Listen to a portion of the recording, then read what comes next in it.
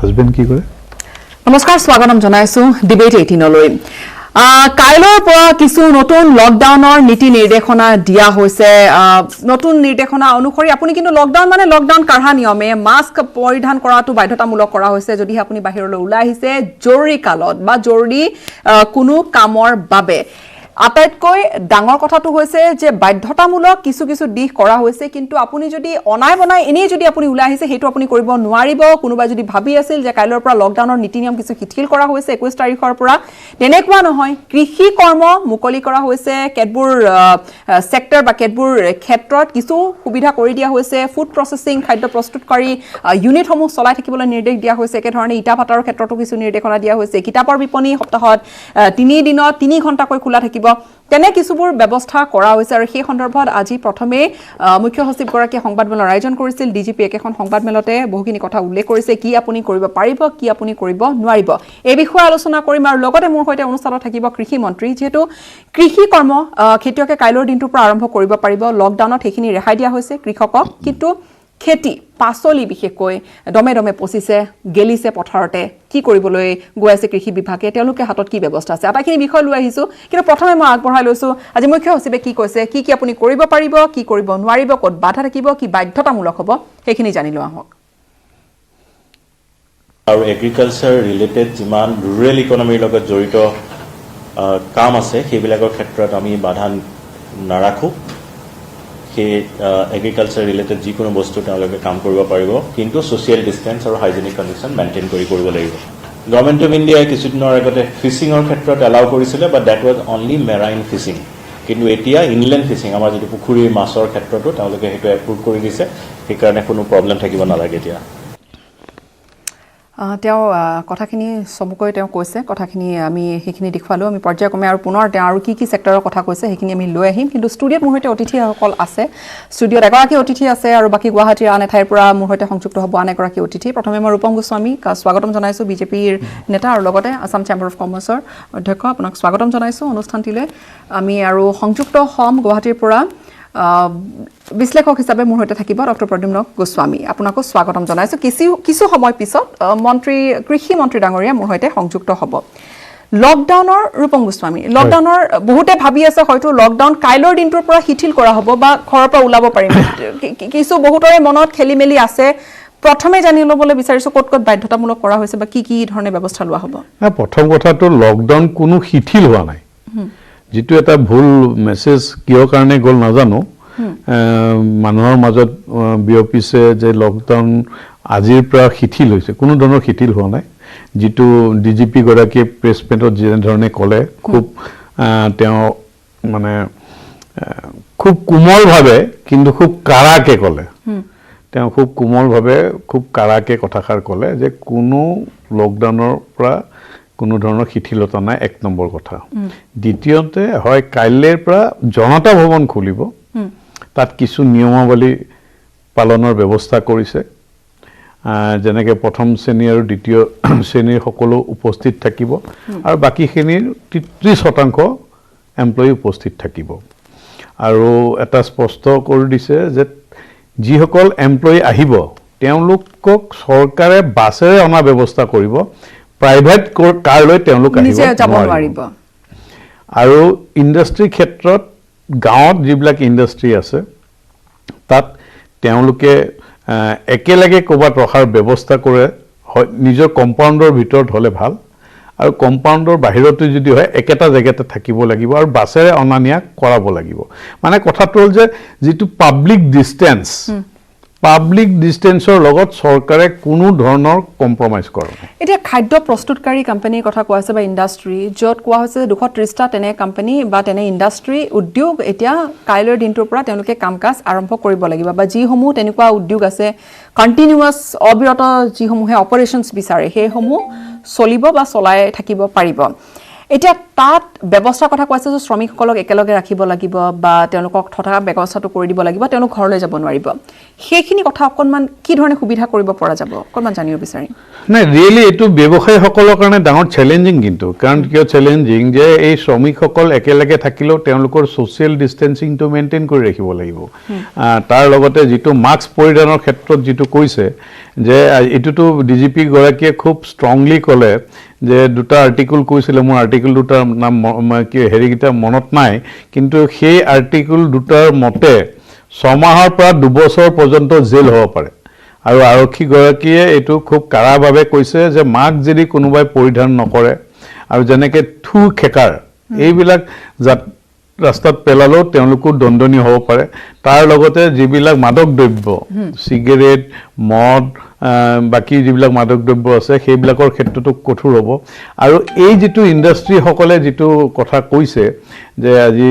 তেওঁলোকক একেলগে ৰাখিব লাগিব তেনেধৰণৰ ব্যৱস্থা কৰিব লাগিব ছ'চিয়েল ডিষ্টেন্সিঙত লাগিব আৰু হয়তো পৰৱৰ্তী সময়ত হয়তো এটা যেনেকৈ আজি ধৰক আজি যিবিলাক হেল্থ কৰ্মী স্বাস্থ্যকৰ্মীবিলাকে তেওঁলোকে 7 দিনৰ সেৱা আগবঢ়াই 14 দিনৰ কোৱাৰেণ্টাইন হৈছে আপোনালোকৰো বোধহয় মই যি গম পালোঁ এনেকুৱাই নিয়ম গতিকে তেনেকুৱা নিয়মৰ মাজেৰে চলিব লাগিব কাৰণ আমি এই কৰোণা ভাইৰাছক আমি জয়ী হ'বই লাগিব যুঁজখনত কিন্তু এট দ্য ছেইম টাইম একে সময়তে আমাৰ অৰ্থনীতিটো আমি ধৰি ৰাখিব লাগিব আগুৱাই লৈ যাব লাগিব বিশেষকৈ আজি কৃষি কৰ্মৰ কাম কাজ আৰম্ভ কৰাৰ কথা তেওঁ ঘোষণা কৰিছে ৰুৰেল ইকনমি চলি থাকিব একেধৰণে মই এই কথাটোলৈ আহিম কিন্তু প্ৰথমগৰাকী কলৰ সংযুক্ত হৈছে মোৰ সৈতে স্বাগতম জনাইছোঁ প্ৰথমে পৰিচয়টো দিব প্ৰশ্নটো কৰিব হেল্ল' হয় শুনি আছোঁ হয় গুড ইভিনিং মই অমৃতি নগৰৰ পৰা কৈছিলোঁ হয় আচ্ছা মই এটা কথা সুধিব গৈছোঁ আজি মই প্ৰেছ মিটটো চাইছোঁ তাত এটা কথা সুধিছিলে যে এগ্ৰি মেচিনাৰী যিখিনি বস্তু চব ৰিকাষ্ট্ৰেশ্যন কৰিব বোলে আমাৰ তাৰমানে ট্ৰেক্টৰ সংক্ৰান্ত যিবিলাক আপোনাৰ ডিলাৰ চেলছ ছাৰ্ভিচ পাৰ্টছ এইবিলাক বস্তু গোটেইখিনি সেয়া কৰিব খুলিব দিব নে কি কৰিব তাততো কিবা বাধা বাধকতা আছে নেকি সেইখিনি বস্তু আমাক জানিব লাগে অল অসমৰ হিচাপতে কৈছোঁ মই কথাটো অল অসম হিচাপে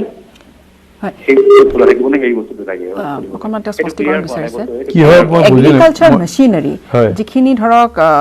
এগ্ৰিকালচাৰ মেচিনাৰীৰ কথা যিখিনি কোৱা হৈছে যে ট্ৰেক্টৰ হওক বা কিবা তেনেকুৱা ধৰণৰ বস্তুসমূহৰ সৈতে সম্ভৱতঃ তেওঁ ডিল কৰে এইখিনিত কেনেকুৱা ধৰণৰ ৰিলেক্সেশ্যন থাকিব বা কি পদ্ধতিৰে আগুৱাই লৈ যাব পাৰিব অসম চৰকাৰৰ আজি প্ৰেছ মিটটো কৰি যিটো গাইডলাইনছ তেওঁলোকে হয়তো কালিৰ পৰা চাৰ্কুলেট কৰিব টু দ্য ডিচিজ আৰু একৰ্ডিংলি ডিচি সকলে পঠিয়াব মিডিয়ালৈকে আপোনালোকেও পাব সকলোৱে ৰাইজেও পাব আৰু মই ডিচিৰ লগত কথা পাতিছিলোঁ যে আপোনালোকৰ যিখিনি কি কেনেকুৱা ধৰণৰ আহিছে যদি আছে মোলৈ আমালৈ পঠিয়াওক তেখেতে কৈছে এতিয়াও সম্পূৰ্ণ আহি পোৱা নাই আজি ৰাতিৰ ভিতৰত পাবহি আমি কালি আপোনাক দিব পাৰিম গতিকে কৃষিৰ ক্ষেত্ৰত মই যিমান দূৰ জানো যে কৃষি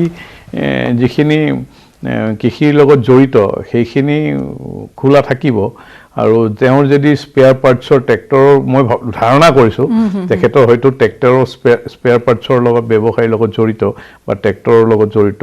হয়তো সেই ক্ষেত্ৰতো নিৰ্দেশনাটো আহিলেহে আমি ক'ব পাৰিম মই এতিয়া এনেই আন্দাজত কৈ থ'লে ভুল কোৱা হ'ব নিশ্চয় মই প্ৰসংগটোলৈ আহিম পুনৰবাৰ যিহেতু মই সংযুক্ত হ'বলৈ বিচাৰিম ডক্টৰ গোস্বামীৰ সৈতে স্বাগতম জনাইছোঁ আৰু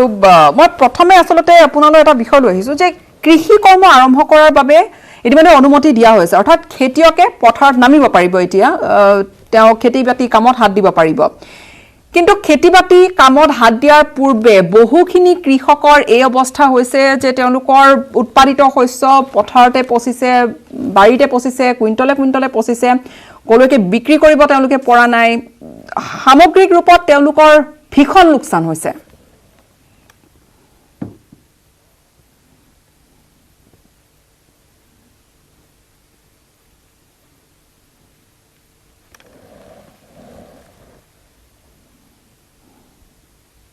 তিনি মে'লৈকে দিয়া হৈছে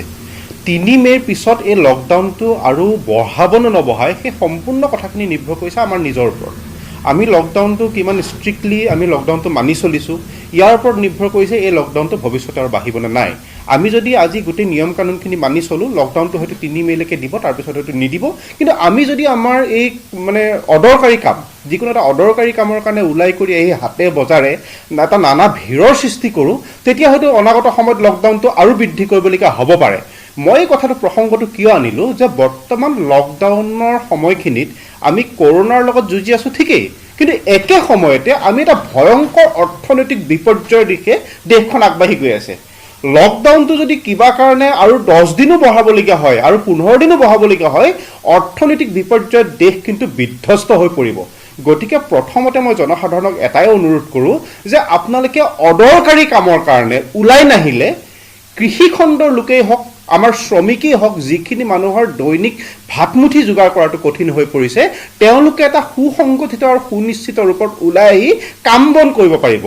আপুনি যদি মই সকলো জনসাধাৰণক কৈছোঁ যে অদৰকাৰী কামৰ কাৰণে ওলাই আহি যদি হাট বজাৰে ভিৰ কৰি কৰোনা সংক্ৰমণটো অনাগত সময়ত আৰু বৃদ্ধি কৰি দিয়ে আপুনি হয়তো ভাতমুঠি খাই থাকিবলৈ পাৰিব কাৰণ আপুনি হয়তো চৰকাৰী দৰমহা পায় আপুনি হয়তো প্ৰাইভেট কোম্পানীত চাকৰি কৰে তাৰ পৰাও হয়তো দৰমহা পায় কিন্তু আপোনাৰ কৰ্মকাণ্ডৰ কাৰণে আটাইতকৈ বেছি ভুগিব লাগিব আমাৰ এই কৃষকসকল শ্ৰমিকসকলে গতিকে আপোনালোকে অন্ততঃ কৃষক শ্ৰমিকসকলৰ কথা চিন্তা কৰি সেই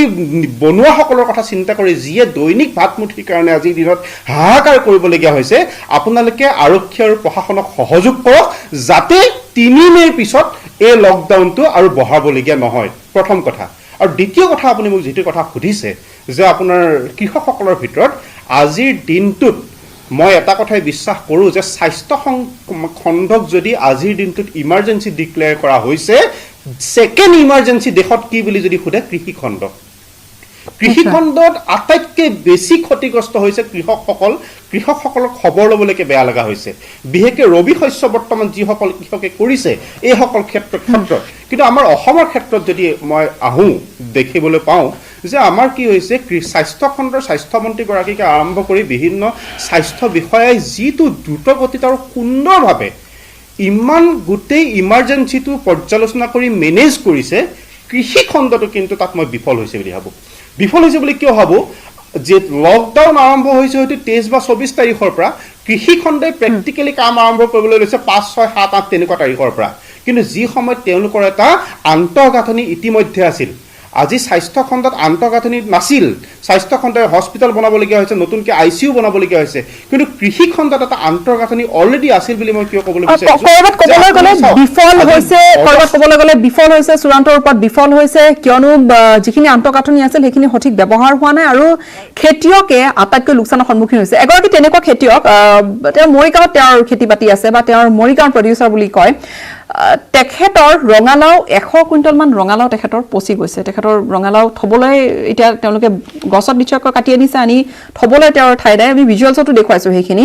তেখেতে ভাষ্য এটা আমালৈ পঠিয়াইছে তেখেতৰ ইণ্টাৰভিউ লৈছিলে আমাৰ সাংবাদিকে যে কি অৱস্থাত আছে তেওঁ মই তেখেতৰ কথাখিনি আগবঢ়াম দৰ্শকলৈ যে কি অৱস্থা হৈছেগৈ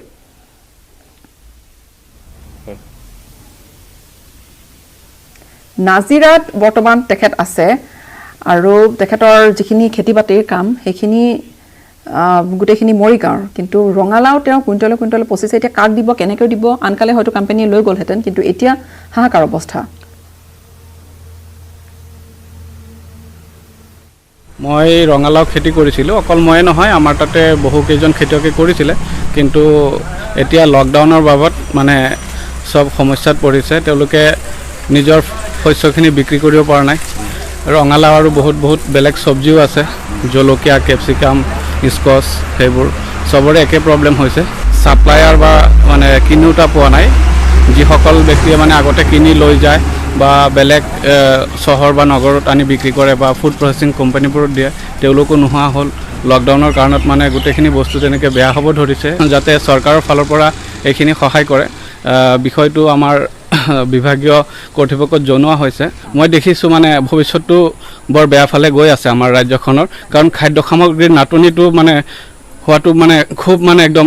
সম্ভাৱনা এটা আছেই মই সেইখিনিয়ে ক'লোঁ আৰু চৰকাৰে যাতে এই ক্ষেত্ৰত সহায় সহযোগিতা আগবঢ়ায় চৰকাৰৰ পৰা কিবা এটা তেওঁলোকে বিচাৰিছে যে এটা পদক্ষেপ এটা লোৱা হওক কিন্তু ক'ৰবাত ভাবেনে যে কৃষি খণ্ডৰ আৰু কৰিবলগীয়া আছিলে কৃষি বিভাগৰ আৰু কৰিবলগীয়া আছিলে এনেকুৱা বহুজন এজনৰ আমি উদাহৰণহে দিছোঁ এটা ভাষ্য লৈ প্ৰথম কথা যে চাওক গোটেই যিটো ঘটনা এইটো এক অবাঞ্ছিত আমি কোনো এক্সপেক্ট কৰা নাছিলোঁ আৰু মানে যেনেকৈ বানপানীটো আহে ঠিক তেনেকুৱা ধৰণৰ কথা হঠাৎ বানপানী আহি গ'ল আপোনাৰ মথাউৰি ভাঙি ঠিক তেনেকুৱা ধৰণৰ ঘটনা এটা আনএক্সপেক্টেড বস্তু গতিকে এতিয়া এইটো আপুনি কৰিব লগাটো সঁচাকৈ বহুত থাকে কিন্তু মই এতিয়া আমি এই চিটুৱেশ্যনত আমি মোকাবিলা কৰিব লাগিব কথা হ'ল এইটো কেনেকৈ এতিয়া ধৰক অল্টাৰনেট ৱেজ কি কৰিব পাৰে ধৰক মই ৰঙালাও ক্ষেত্ৰত স্পেচিফিকেলি কোৱা নাই যিকোনো নহওক ক'ৰবাত কিছুমান বস্তু আচাৰ বনাব পাৰি নেকি আমি ঘৰত যেনেকে বিলাহী দি আমি চচ বনাব পাৰো নেকি ঘৰুৱাভাৱে সেইখিনিয়ে দিট ইজ দ্য চেলেঞ্জ মই কোৱা নাই যে এইটো কৰিবই লাগে আজি যেনেকে ধৰক চাহপাতৰো তেনেকুৱা সমস্যাৰ সন্মুখীন হৈছে এতিয়াহে খুলিছে সেইবিলাক আমি আগতে যেনেকে ঘৰুৱা ধৰণে কৰিব পাৰিছিল তেনেকুৱা পাৰে নেকি চাওক চেলেঞ্জেছটো আছেই এনেকুৱা সমস্যা থাকিবই তাৰে মাজত আমি কেনেকে সাৰ্ভাইভ কৰিব পাৰো that is the biggest challenge আৰু নিশ্চিতভাৱে চৰকাৰে কাৰণ আমি দেখিছোঁ যে প্ৰধানমন্ত্ৰীয়ে এটা কথা কৈছে যে মই সেইসকল মানুহৰ লগত আছো যিসকল খুব মানে দৰিদ্ৰ সীমাৰ তলতে হওক বা দৰিদ্ৰ বুলি তেখেতে কৈছে অন্তদয়া বুলি কয় যোনে সমাজত পিছপৰা মানুহ অৰ্থনৈতিকভাৱে তেওঁলোকৰ লগত আছো আৰু তেওঁলোকে চৰকাৰে তেওঁলোকক নিশ্চিতভাৱে সহায় সহযোগ কৰিবই লাগিব কিন্তু এটা সামগ্ৰিকভাৱে সকলোৱে চেঞ্জ কাৰণ আজি প্ৰায় ধৰক 40 দিনমান লকডাউন হ'ব যদি আপোনাৰ 21 দিন প্ৰথম লকডাউন 40 দিনে চৰকাৰৰ ঘৰতো কৰ 1 টকাও সোমোৱা নাই গতিকে এইটো অকল ইয়াত নহয় সমগ্ৰ বিশ্বতে চেলেঞ্জেছ হ'বই চেলেঞ্জ আছে কিন্তু তাৰ মাজতে আমি সকলোৱে সাৰ্ভাইভ কৰিব লাগিব এতিয়া মই আজি কৃষি মন্ত্ৰী ডাঙৰীয়াক ধন্যবাদ জ্ঞাপন কৰিম অকল মই নহয় সিদিনা ৰিজাৰ্ভ বেংকৰ গভৰ্ণৰো কিন্তু তেখেতক গুণ গাইছে গতিকে কাৰণ কিয় কাৰণে আজি তাৎক্ষণিকভাৱে সকলো জিলাতে যেনেকে খেতি পথাৰৰ পৰা যিখিনি চব্জি আনি ৰাইজৰ মাজত বিলাই দিছে সেইটো ডাঙৰ কাম কৰিছে কিন্তু তাৰ মাজতে বহু খেতিয়ক চেলেঞ্জ আছে যিসকলে তেওঁলোকে কাক দিবগৈ বা আচলতে সাপ্লাই চেইন যি আমি কওঁ সেই সাপ্লাই চেইনটো এফালে গুৱাহাটীত আপোনাৰ বহু দামত ক্ৰয় কৰি আছে বহুজন গ্ৰাহকে যদিও বা চৰকাৰে নিৰ্ধাৰণ কৰি দিছে দাম কিন্তু তাৰ মাজতো গুৱাহাটীত নাই সব সময়তে চৰকাৰক গালি পাৰিলেও ঠিক নহ'ব গুৱাহাটীত কিন্তু এগ্ৰিকালচাৰ মাৰ্কেটিং বোৰ্ডে 90খন গাড়ী যেনে ধৰণে সস্তা দামত কিন্তু মানুহে মই দেখিছো যে সত্যতাটো কোনটো মই নিজেও কৰিছো মানুহৰ তাৰমানে সেইখিনি সময়ত ধৈৰ্য নাই লাইন পাতি ক্ৰয় কৰিবলৈ তাত সৰু সৰু কিছুমান দোকানীয়ে অকমান তাতকে চৰা দামত বিক্ৰী কৰি আছে তেওঁলোকৰ পৰা হয়তো কিনি পেলাই চৰা দামত বিক্ৰী কৰা আমি দেখিছো কিন্তু মানুহে তাৰ পৰা কিনি লৈ গৈ আছে সাপ্লাই ডিমাণ্ড মাৰ্কেটৰ এই কথা ক্ৰয়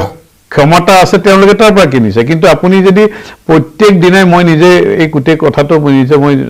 ছয় চক্ষুৰে যিহেতু দেখিছো সেইকাৰণে মই এইটো ডাঠি ক'ব পাৰো যে সেই গাড়ীবিলাকত বস্তু ভৰ্তি হৈ আছে কিন্তু তাত মানুহে সেই লাইন পাতিবৰ কাৰণে তেওঁলোকৰ মানে কষ্ট পায় বা অভ্যাস নাই তাৰ মাজতো এনেকুৱা হৈছে যে বহু কেইখন জিলা আমি গুৱাহাটীৰ কথা কৈছো কিন্তু সকলো জিলাতে সেইখিনি সকলো জিলাতে কৈছে মই সম্ভৱ হৈ উঠা নাই সকলো আৰম্ভণি হয়তো কৰা হৈছে কিন্তু এতিয়া মই আপোনাক কৈছো যে আজি যোৰহাটত কৰিছে ডিব্ৰুগড়ত আমাৰ অসম চেম্বাৰ্ছ অফ কমাৰ্চে কৰিছে অসম চেম্বাৰ্ছ অফ কমাৰ্চে গাঁৱৰ পৰা খেতিয়কৰ পৰা বস্তু ক্ৰয় কৰি আনিছে আনি পেলাই কাষ্টমাৰক দিছে মই বিৰতিলৈ যাব লাগিব কিন্তু তাৰ পূৰ্বে এগৰাকী কলাৰ আছে মই তেখেতৰ প্ৰশ্নটো লৈছো উত্তৰটো আমি বিৰতিৰ পিছত দিম প্ৰশ্নটো কৰিব আপুনি হেল্ল' হয়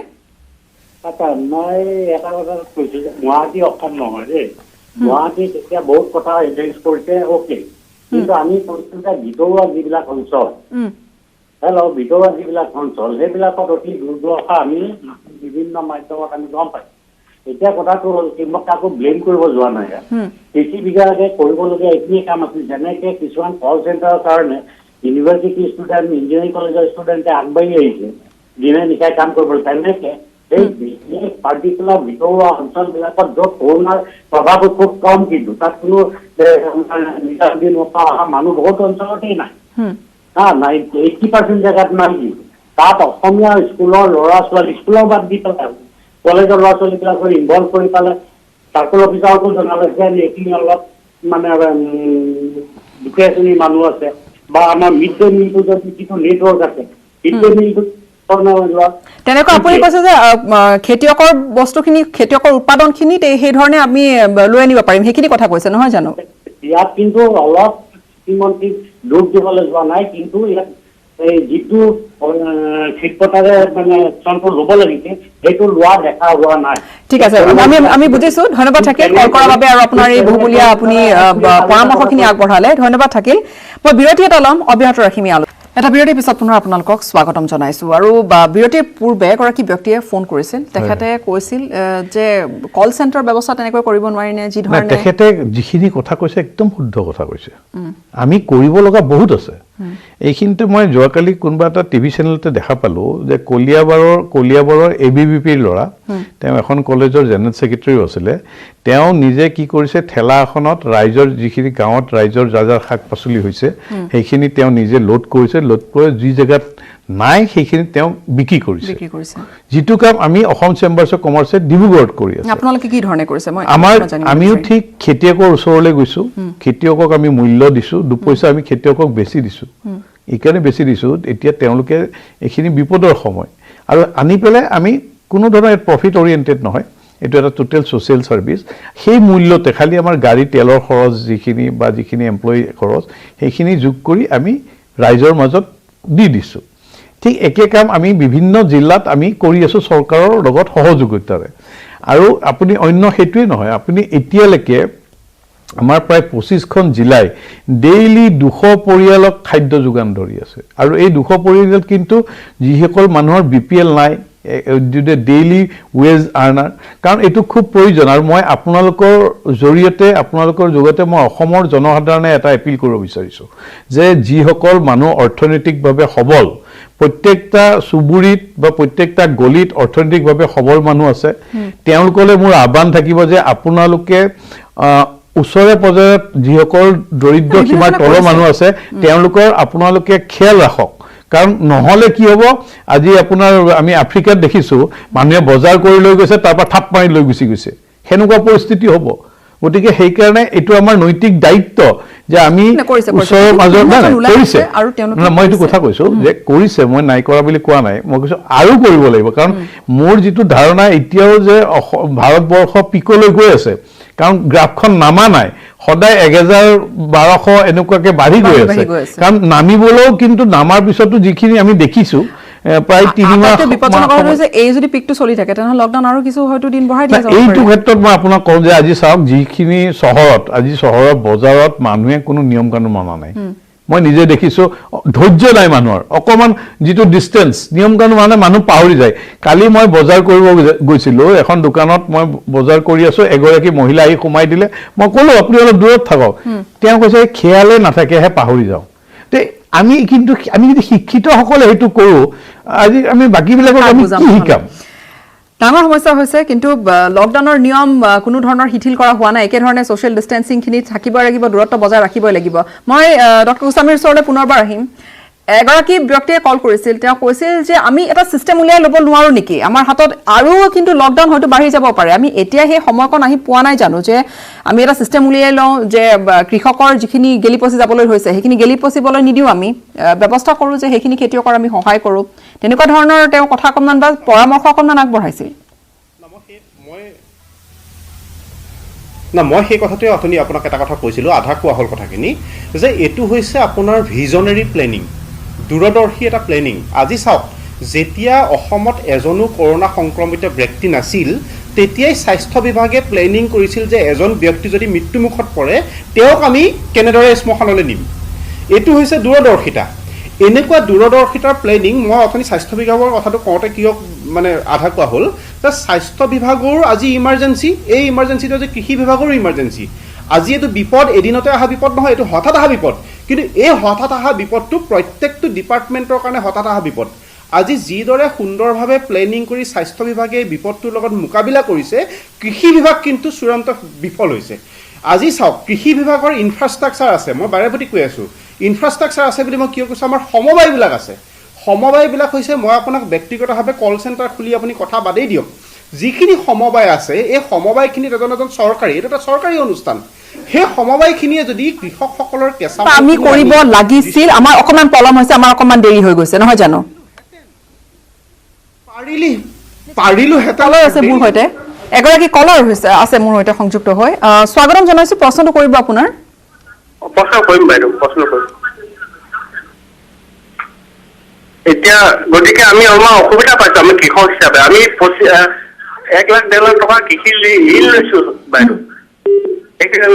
আমাৰতো ফ্ৰেঞ্চবিন বিকিয়ে নহয় বেঙেনা বিকিয়ে নহয় কবি বিকিয়ে নহয় গতিকে ল'ৰা কোন ঠাইৰ পৰা ছোৱালীখিনি ক'লে? দিছে বেলেগৰ পৰা আনি পিনি কোন ঠাইৰ পৰা ক'লে? কি কয় কোন ঠাইৰ পৰা ক'লে আপুনি? আমি ধেমাজি চিচি বঙৰ পৰা ক'লো বাইদেউ ধেমাজি চিচিবৰ। হয়, কিমান টকাৰ উৎপাদন আপোনাৰ লোকচান হ'বলৈ গৈ আছে? লোকচানটো বাইদেউ আমি 45,000 টকা ধাৰ লৈছিলো এগ্ৰিকালচাৰৰ পৰা আৰু আমাৰ খেতি আমাৰ যথেষ্ট আছে ওচৰতে আমাৰ স্কুলো আছে সেনে মই বেয়া পাইছো আমাৰ হেডমাষ্টৰক ক'লো যে ছাৰ এইবিলাকতো আমি কিবা চয়াবিন আনিছে কিবা আনিছে এইবিলাকতো আমাৰ গাঁৱতে আছিলে এইখিনি আপোনাৰ গাঁৱৰ মানুহক বা কেইজনমান খেতিয়ক পোৱা লাগিলে যোৱা কৰি দিলে মোক কৈছিলো বাইদেউ ধন্যবাদ প্ৰশ্নটোৰ বাবে। তেওঁ ঋণ লোৱা কথা কৈছে ডক্টৰ গোস্বামী, ঋণ লোৱা কথা কৈছে যে ঋণ লৈ তেওঁলোকৰ ধেমাজি চিচিবৰৰ পৰা ক'লে তেওঁ ঋণ লৈছিলে আৰু এতিয়া আটাইতকৈ ডাঙৰ সমস্যাটো হ'ব অকল এগৰাকী কৃষকৰেই নহয়, যোন ঠাইতে কৃষকসকল আছে যাৰেই ধৰক লোকচানৰ সন্মুখীন হৈছে, অহাবাৰ যেতিয়া খেতি কৰিব তেওঁলোকৰ বিৰাট ডাঙৰ সমস্যা হ'ব। এতিয়া আমাৰ কৃষি ক্ষেত্ৰত অসমত এটা বৃহৎ পৰিৱৰ্তন হৈছিল কি যেতিয়া আপোনাৰ এই চেলো টেপবিলাক যেতিয়া আপোনাৰ কৃষি খণ্ডত দিছিলে আজিৰ পৰা 15-20 বছৰ আগতে, তেতিয়াৰ পৰাই অসমৰ এইটো সময়ত আপোনাৰ বৰা ধানৰ খেতি হৈছিল, বিভিন্ন ধৰণৰ আমাৰ ৰবি শস্যবিলাক হৈছিল। কিন্তু আমাৰ কথাটো হৈছে কি আমাৰ আজিৰ দিনটোত আমাৰ তাত চৰকাৰী মানে মুখপাত্ৰও আছে যে আমাৰ আজিৰ দিনটোত কৃষি খণ্ডৰ ডাটা চৰকাৰৰ হাতত কিমান আছে।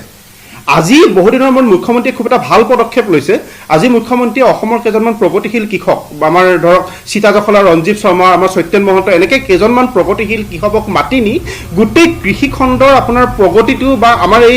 ইকনমিক ক্ৰাইচিছটো কেনেকৈ উদ্ধাৰ কৰিব পাৰে আজি মুখ্যমন্ত্ৰীয়ে হয়তো আজি এটা আলোচনাত মিলিত হৈছে। মই ফোন কৰোঁতে মোক তেখেত মানে আপোনাৰ এই ৰঞ্জীৱ শৰ্মাহঁতে জনালে, সত্যেন মহন্তহঁতে জনালে খুব ভাল পদক্ষেপ। কিন্তু কথাটো হৈছে কি এনেকুৱা ধৰণৰ পদক্ষেপবিলাক খুব ক্ষিপ্ৰতাৰে ল'ব লাগে। আমাৰ কোল্ড ষ্ট'ৰেজ অসমত যদি প্ৰত্যেকখন জিলাত এটাকৈ অন্তত কোল্ড ষ্ট'ৰেজ থাকিলেহেঁতেন তেতিয়া কৃষকসকলে কৰিব পাৰিলেহেঁতেন কি আপোনাৰ এই ৰবি শস্যখিনি অন্তত ষ্ট'ৰেজ কৰি ৰাখিব পাৰিলেহেঁতেন। সমবায়ে কৃষিখণ্ডৰ কৃষকসকলৰ পৰা এই শস্যবিলাক লৈ এটা ডিষ্ট্ৰিবিউশ্যনৰ ৱেল ডিষ্টেঞ্চ মেইনটেইন কৰি এটা প্লেনিং কৰি ডিষ্ট্ৰিবিউশ্যনৰ ব্যৱস্থা কৰিব পাৰিলেহেঁতেন। আৰু যিটো ঋণৰ কথা কৈছে এতিয়া হয় হয় মই আহিম আপোনালৈ, কিন্তু প্ৰশ্নটো তেওঁ কৈছে যে কোল্ড ষ্ট'ৰেজৰ কথা। আপুনি কৈছে যে কোল্ড ষ্ট'ৰেজ বিভিন্ন ঠাইত আছে কিন্তু কোল্ড ষ্ট'ৰেজ হয়তো ক'ৰবাত ব্যৱহাৰ কৰা নাই কোনো কৃষকে, আপুনি এইখিনি কথা কৈছিলে তেতিয়া। আজি ধৰক মই যিমানখিনি জানো, যিমানখিনি তথ্য আছে, আমাৰ লগ বন্ধু বহুতৰে কোল্ড ষ্ট'ৰেজ কৰিছিল। এতিয়া কোল্ড ষ্ট'ৰেজ কৰি পেলাই সিহঁতে মানে মূৰে কপালে হাত দিছে দুনিয়াৰ লোকচান। কাৰণ খেতিয়কসকলে কোল্ড ষ্ট'ৰেজত থোৱাৰ যিটো অভ্যাস সেই অভ্যাসটো নাই। সেনেকুৱা বহুকেইটা কোল্ড ষ্ট'ৰেজ আছে আৰু বহুকেইটা দুই এটা কোল্ড ষ্ট'ৰেজ ভালদৰে ব্যৱহাৰো হৈ আছে। আৰু কোল্ড ষ্ট'ৰেজৰ কাৰণে ডাঙৰ ইনফ্ৰাষ্ট্ৰাকচাৰ যিটো আচলতে আমি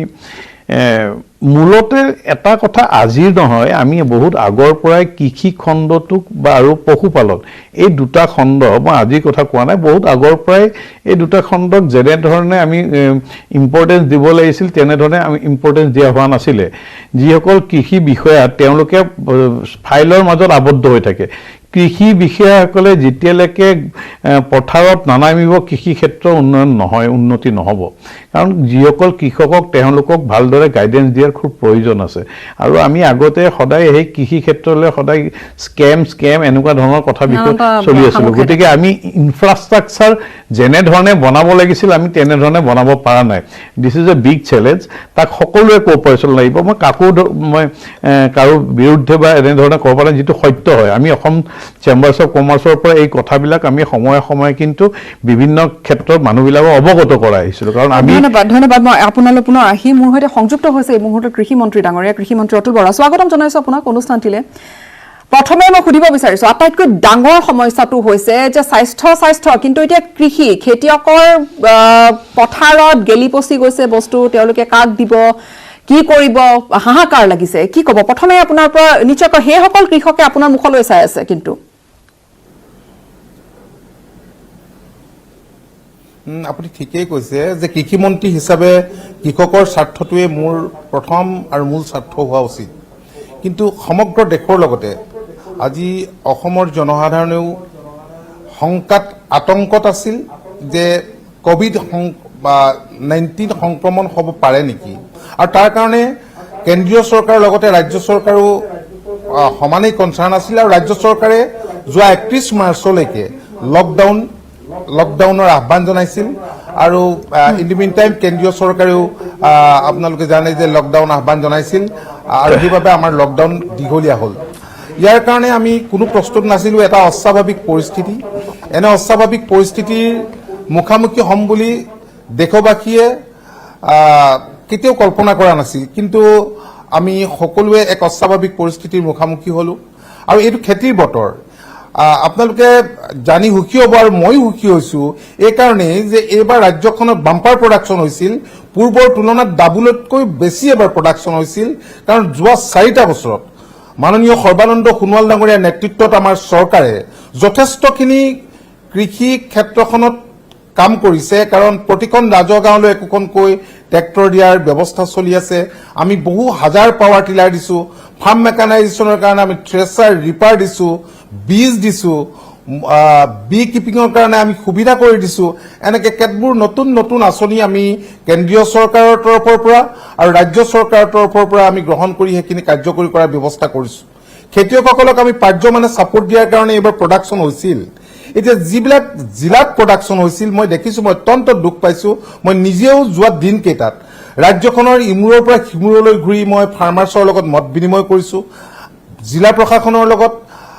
ঠিক তেনেকৈ তদ্ৰুপ আমাৰ কৃষি বিভাগৰ, এনিমেল হাজবেণ্ডেৰী বিভাগৰ বিষয়াসকলৰ লগত, কৰ্মচাৰীসকলৰ লগত আমি আলাপ আলোচনা কৰিছোঁ যে কৃষকে বৰ্তমান সময়ত যি সমস্যাৰ সন্মুখীন হৈছে এই সমস্যা আমি কেনেকৈ মোকাবিলা কৰিব পাৰোঁ। কিন্তু মূল বিষয় হৈছে, মই মাজতে আপোনাক অকণমান ৰখাইছো, এগৰাকী কলাৰ আছে, তেখেত এগৰাকী খেতিয়ক, তেখেতে আপোনালৈ এটা প্ৰশ্ন সম্ভৱতঃ প্ৰশ্ন কৰিছে। স্বাগতম জনাইছো। কলাৰগৰাকীক মই প্ৰশ্নটো কৰিবলৈ অনুৰোধ কৰিছো আৰু ক'ৰ পৰা কৈছে সেইটো ক'ব। হেল্ল', হয়, ক'ৰ পৰা ক'লে আপুনি? না মই হুজাইৰ পৰা কৈ আছো। হয়, প্ৰশ্নটো কৰিব আপুনি। মই প্ৰশ্নটো, মোৰ কথাটো হৈছে এইটো যে আজি অসমৰ স্বাস্থ্য বিভাগে যিটো আমাৰ যিটো কৰোনা ভাইৰাছ যিটো হৈছিল হঠাৎ হৈছে, ঠিকে আছে, স্বাস্থ্য বিভাগে যিটো তৎপৰতাত যিখিনি কাম কৰিছে, আজি কোৱাৰেণ্টাইন কৰাৰ কাৰণে মানুহ থবলৈ জাগা নাই, জাগা ব্যৱস্থা কৰিছে, আজি ট্ৰেইনৰ ডাবাবিলাক আপোনাৰ আইচলেট কৰিছে, এই যিটো দূৰদৰ্শিতাৰ সহিত যিটো কাম কৰিছে, আপোনাৰ কৃষি মন্ত্ৰী এইটো কৰিব নোৱাৰিলে কিয়? এই তৎপৰতা তেখেতৰ এই দূৰদৰ্শিতাটো নাই কিয়? ঠিক আছে, ঠিক আছে, ধন্যবাদ জ্ঞাপন কৰিছো আপোনাৰ প্ৰশ্নটোৰ বাবে। মন্ত্ৰী ডাঙৰীয়া আপোনালৈ প্ৰশ্নটো আগবঢ়াইছে। মই আৰু এটা কথা মই মন্ত্ৰী ডাঙৰীয়াক ক'ব বিচাৰিছোঁ যে হয়, আমি মন্ত্ৰী ডাঙৰীয়া দেখিছোঁ ৰাজ্যখনৰ ইমূৰৰ পৰা সিমূৰলৈ ঘূৰিছে, কিন্তু তেখেতৰ যিসকল বিষয়া, সেই বিষয়াসকল, মই এই অকল কৰোনা ভাইৰাছ অহা বুলিয়ে কোৱা নাই, কিন্তু দৰাচলতে তেখেতৰ বিষয়াসকলে মেক্সিমাম সময় কিন্তু ফাইলৰ মাজতে আবদ্ধ হৈ থকা আমি দেখিবলৈ পাওঁ। পথাৰত যোৱা কিন্তু দেখিবলৈ খুব কমহে পায়। তেওঁ হয়তো কিমান সকলো বস্তু চোৱা সম্ভৱ নহয়, কিন্তু এই কথাটোত তেখেতৰ আচলতে অকণমান কাৰা নিৰ্দেশ আৰু ইনষ্ট্ৰাকশ্যন থকাটো দৰকাৰ বুলি আমি অসম চেম্বাৰ্ছ অফ কমাৰ্চৰ তৰফৰ পৰা অনুভৱ কৰোঁ। মন্ত্ৰী ডাঙৰীয়া কি কয়? হয় হয়, মই আগৰ যিখিনি আলোচনা আছিল মই এইখিনি নুশুনিলোঁ। চাওক, দেশৰ প্ৰধানমন্ত্ৰীয়ে সকলো বাদ দি দেশবাসীক আহ্বান জনাইছিল যে লকডাউনত বাহিৰলৈ নোলাব, নিৰাপদে থাকক, ঘৰৰ ভিতৰতে থাকক, এয়া আছিল আহ্বান। আজি অসমৰ কোনো মানুহে বা স্বাস্থ্য বিভাগেও কল্পনা কৰা নাছিল যে কৰোনা ভাইৰাছৰ কাৰণে ICU বনাব লাগিব বা নতুন হস্পিটেল সৃষ্টি কৰিব লাগিব। কিন্তু মূল লক্ষ্যই হৈছে সেই সময়ছোৱাত কৰোনা ভাইৰাছ সংক্ৰমণ প্ৰতিৰোধ কৰা। তেতিয়া খাদ্য শস্য বা অন্যান্য গোটেই বিষয়বোৰ একেবাৰে সেইকেইটা দিনত অপ্ৰাসংগিক হৈ পৰিল। আৰু আমি পাৰ্যমানে চেষ্টা কৰিছিলোঁ, তাৰ মাজতে আপোনালোকে জানে যে খেতিয়কৰ আমি যিবিলাক বয় বস্তু লোকচান হৈছে, আমি কনজাম্পশ্যনৰ কাৰণে কিবা ব্যৱস্থা কৰিব পাৰোঁ নেকি। এতিয়া কনজাম্পশ্যন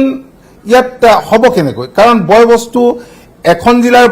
জিলাৰ উৎপাদিত খাদ্য সামগ্ৰী অন্য এখন জিলাই গ্ৰহণ কৰিবলৈ অপাৰগতা প্ৰকাশ কৰিছে। কাৰণ ইলেক্ট্ৰনিক মিডিয়াত, ছচিয়েল মিডিয়াত এনেকুৱা ধৰণৰ প্ৰচাৰ হ'ল যে শাক পাচলিৰ জৰিয়তে, ফল মূলৰ জৰিয়তে ভাইৰাছ সংক্ৰমণ হ'ব পাৰে, যাৰ ফলত এখন জিলাৰ আজি ফুকন ডাঙৰীয়া ডিব্ৰুগড়ৰ বিধায়ক, তেখেতে আচলতে এই সন্দৰ্ভত আগভাগ লৈছে বা তেখেতে হকা বাধা দিছে। গীতাশ্ৰী, হয় হয়, গতিকে এনেকুৱা অৱস্থাততো বস্তুবিলাক অকল মই খালেহে হ'ব বা কৃষি বিষয়া কৰ্মচাৰীখিনিয়ে খালেহে হ'ব। অন্যটো কোনো ৰাস্তা নাই কাৰণ অন্য জিলালৈ বস্তু যদি পঠিওৱা যায় বস্তু নলয় আৰু ইণ্টাৰ ষ্টেট যিটো আমাৰ ইয়াৰ পৰা নিয়া মেলাৰ ব্যৱস্থা আছিল 125 কোটি মান টকাৰ আমি শাক পাচলি ফল মূল বাহিৰৰ ৰাজ্যলৈ পঠাওঁ বাহিৰৰ ৰাজ্যৰ লগত যোগাযোগ ব্যাহত তেওঁলোকে একচেপ্ট কৰিব নোখোজে গতিকে এতিয়া পৰিৱৰ্তিত পৰিস্থিতিত যেতিয়া কেন্দ্ৰীয় চৰকাৰে এগ্ৰিকালচাৰ সেক্টৰটোৰ কেছত কিছু শিথিলতা প্ৰদৰ্শন কৰিলে কাৰণ ইকনমিটো নহলে শেষ হৈ যাব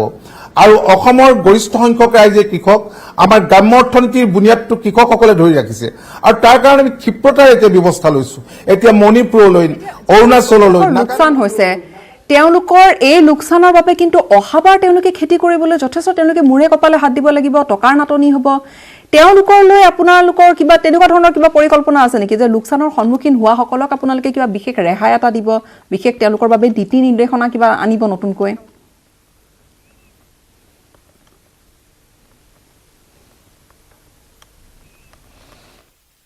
মুখ্যমন্ত্ৰী কৃষি সহায়ুলি যোজনাৰ কাৰণে আমি 6 লাখ কৃষকক আমি সেই পইচাখিনি আমি দিছো ইতিমধ্যে 4 লাখ কৃষকৰ একাউণ্টছত সোমাইছে ঠিক তেনেকে পিএম কিষাণৰ জৰিয়তে ৰাজ্যখনৰ 27 লাখ কৃষকে 2,500 টকা এতিয়া পাব সৰ্বমুঠ 6,000 পাব তো ইয়াৰ উপৰিও আমি কেতবোৰ আঁচনি লৈছো RKVY আৰু এপাৰ্টৰ জৰিয়তে ৰাজ্যখনৰ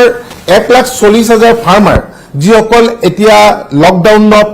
ঘৰৰ ভিতৰতে আবদ্ধ হৈ আছে ঘৰৰ ভিতৰতে আছে বাহিৰলৈ ওলোৱা নাই তেওঁলোকে যাতে কিচেন গাৰ্ডেন কৰিব পাৰে সেই ব্যৱস্থা কৰা হৈছে আৰু 20 তাৰিখে কালিলৈ পিছত আমাৰ মানুহ এনেও খেতিৰ পথাৰলৈ ওলাব লাগিব আৰু যিবিলাকৰ লোকচান হৈছে গভৰ্ণমেণ্টৰ যিবিলাক কেন্দ্ৰীয় চৰকাৰৰ যিবিলাক আঁচনি আছে ৰাজ্য চৰকাৰৰ আঁচনি আছে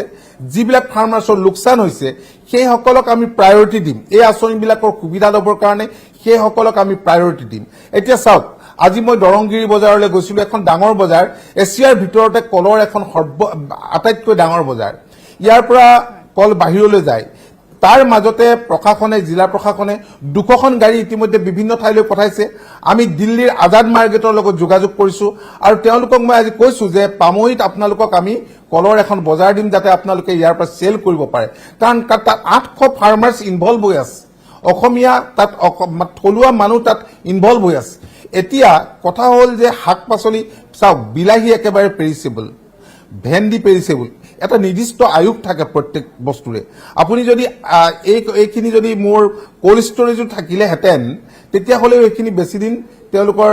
আমি ৰাখিব নোৱাৰিলোহেঁতেন এতিয়া ৰঙালাও গেলি গৈছে বুলি কৈছে আজি মই খেতিয়কৰ ঘৰৰ ল'ৰা মই নিজেও খেতি কৰো ৰঙালাও যেতিয়া বুঢ়া হয় এই ৰঙালাওখিনি আমাৰ ঘৰত বাৰীৰ চালত আমাৰ আইতাই 6-7 মাহলৈকে ৰাখি থাকে এই যে যিবিলাক গেলিছে হয় তাত পেষ্টিচাইড বেছি দিছে সাৰ বেছি দিছে নহয় তাত পোক লাগিছে এটা পেৰিছেবল বস্তু বুলিলে আপুনি ষ্ট্ৰবেৰী ক'ব পাৰে আজি বিলাহী ক'ব পাৰে আৰু প্ৰসেসিং ইউনিটো ইয়াত বহুত নাই সৰু সৰু প্ৰসেসিং যিবিলাক ইউনিট আছে লকডাউনৰ কাৰণে বন্ধ হৈ আছে আৰু অন্য এটা ডাঙৰ কৰিব পাৰি যে কিছু হয় প্ৰসেসিং ইউনিটৰ আৰম্ভণিৰ লগে লগে হয়তো আশা কৰিব পাৰি যে কিছু হয়তো সুবিধা হ'ব এই বিষয়টোলৈ আহিম কিন্তু বিৰতি এটাৰ সময় হৈছে মই প্ৰথমে বিৰতিটো লৈ ল'ম এটা বিৰতিৰ পিছত পুনৰ স্বাগতম জনাইছো ডিবেট 18 চাই আছে আপুনি মোৰ সৈতে কৃষি মন্ত্ৰী ডাঙৰীয়া যিহেতু আছে মই আপোনালৈ এটা প্ৰশ্ন এটা লৈ গৈছো যে বিভিন্ন ঠাই বিশেষকৈ আপোনাৰ গৃহ ঠাই গোলাঘাটতে ধনশিৰি গোলাঘাটত এতিয়া সেই ৰেড জোনত আছে গোলাঘাটক ইতিমধ্যে ঘোষণা কৰা হৈছে সেই এটা বিশেষ এটা ক্ৰাইটেৰিয়া এটাৰ ভিতৰত ধৰা হৈছে গোলাঘাটত কিন্তু গোলাঘাটতে ধনশিৰিৰ কথা হওক বা আন ঠাইৰ কথা কওক যিখিনি খেতিয়ক আছে ভীষণ লোকচানৰ সন্মুখীন হৈছে চৰকাৰী ফালৰ পৰা আপোনালোকে সেই খেতিয়কখিনি যিহেতু আপোনাৰ বিভাগত বহুখিনি বিষয়া আছে বা আপোনালোকৰ বিভাগত বহুখিনি মানুহ আছে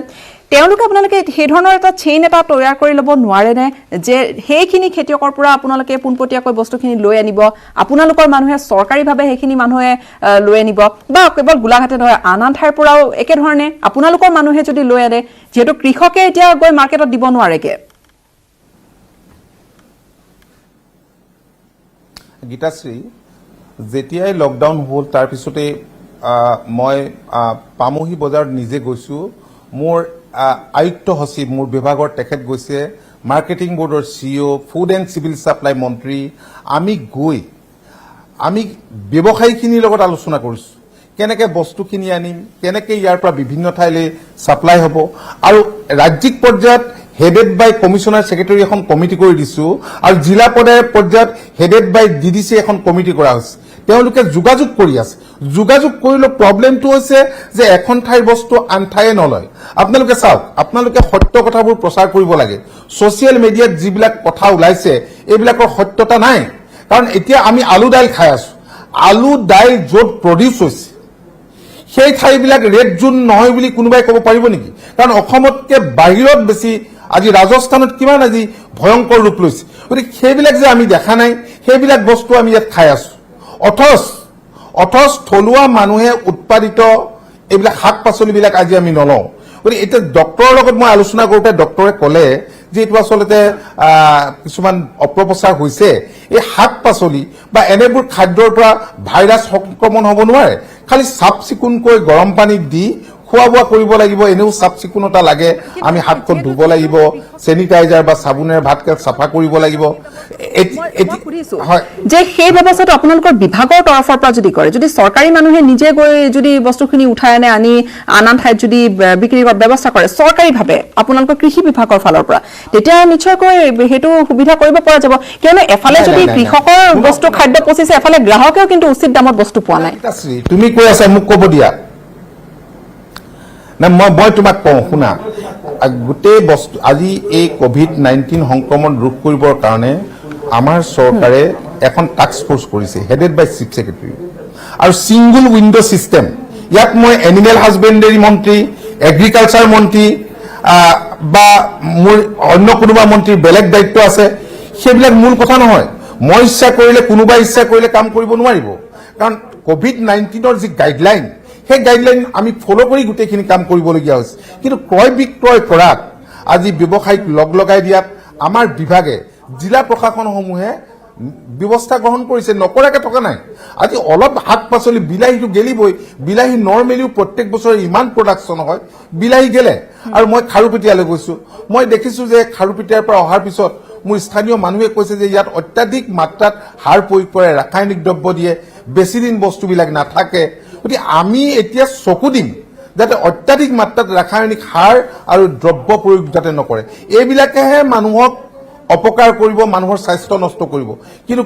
কোভিড-19 সংক্ৰমণ শাক পাচলিৰ জৰিয়তে নহয় এতিয়া মই নিজেও উজনি অসমৰ প্ৰত্যেকখন জিলালৈকে গৈছো মই কৈছো পুলিচ প্ৰশাসনকো অনুৰোধ জনাইছো চিফ ছেক্ৰেটাৰীৰ লগত ভিডিঅ' কনফাৰেন্সিং কৰিছো যাতে এই খাদ্য সামগ্ৰীৰ ক্ষেত্ৰত শাক পাচলিৰ অনা নিয়াৰ ক্ষেত্ৰত যাতে কোনো অসুবিধা নহয় কিন্তু এতিয়া নুবুজিলে কি কৰিব নেখাও ভাত খোৱালি নুডুগা ধোৱালি নিগিলো কি কৰ এতিয়া যদি মানুহে যদি নিগিলে আপুনিতো জোৰকে গিলাব নোৱাৰে এতিয়া আজি মোক কোনোবা এজন সাংবাদিকে প্ৰশ্ন কৰিছে যে বিলাহী নষ্ট হৈছে আমুক হৈছে আপুনি ব্যৰ্থ হোৱা নাই নে এতিয়া মই বিলাহীখিনি গোটেইখিনি আনি মই ভক্ষণ কৰিলে হ'ব অসমৰ মানুহে নাখায় বাহিৰলৈ পঠাব নোৱাৰো কোনো এখন জিলাই নলয় তো আমাৰ বিকল্প কি কিন্তু আমাৰ কথা হৈছে যে এটা অস্বাভাৱিক ৰূপম গোস্বামী কিবা ক'ব বিচাৰিছে মই কৃষি মন্ত্ৰী ডাঙৰীয়াক ক'ব বিচাৰে এটা কথা প্ৰশ্ন কৰিব বিচাৰিছো তেখেতে যিটো বাৰংবাৰ কৈ আছে যে ৰাসায়নিক দ্ৰব্য অত্যাধিক প্ৰয়োগ কৰাৰ কাৰণে সামগ্ৰীসমূহ বেছি দিন নাথাকে এতিয়া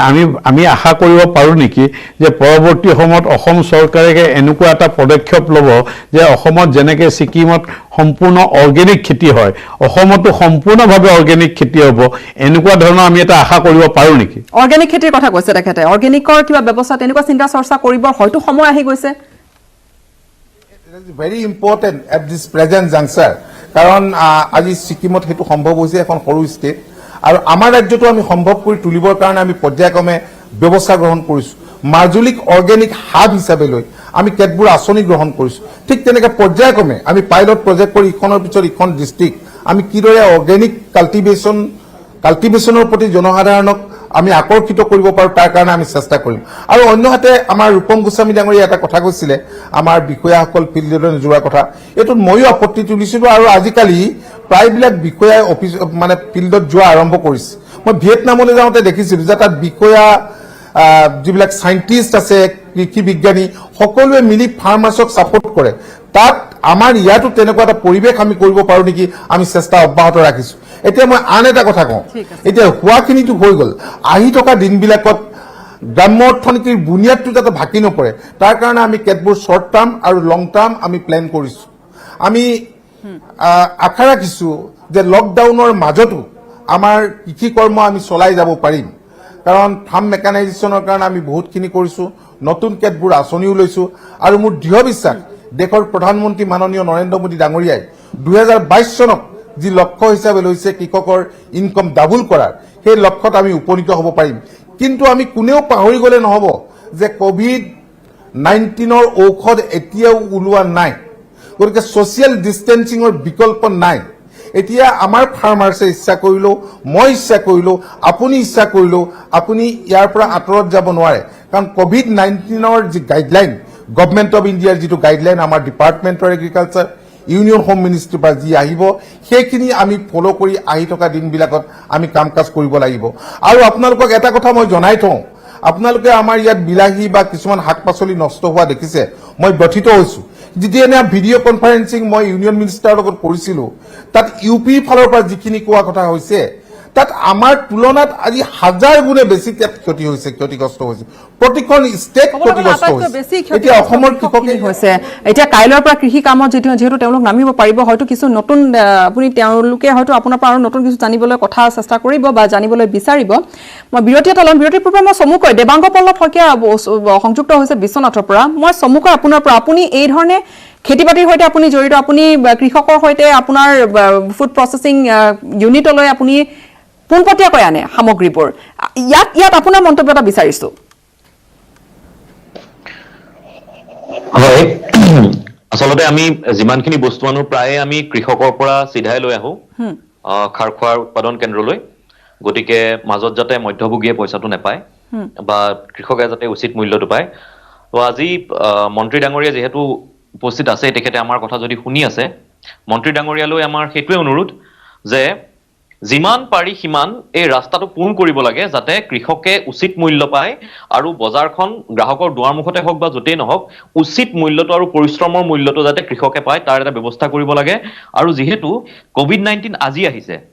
আৰু কাইলৈ হয়তো COVID-20ও আহিব পাৰে তেনেকুৱা কিবা আৰু আহি যাব পাৰে এনেকুৱা জৰুৰীকালীন আৰু অৱস্থা হ'ব পাৰে তাৰ আগতেই আমি বিশেষকৈ এই বিভাগটো সতৰ্ক হৈ থকা অতি প্ৰয়োজন কাৰণ এখন দেশৰ বুনিয়াদ অৰ্থনৈতিক বুনিয়াদ বা এখন দেশৰ মূল সত্তাটো নিৰ্ভৰ কৰে মাটিৰ ওপৰত আৰু মাটিৰ সত্তা হ'ল কৃষকৰ হাতত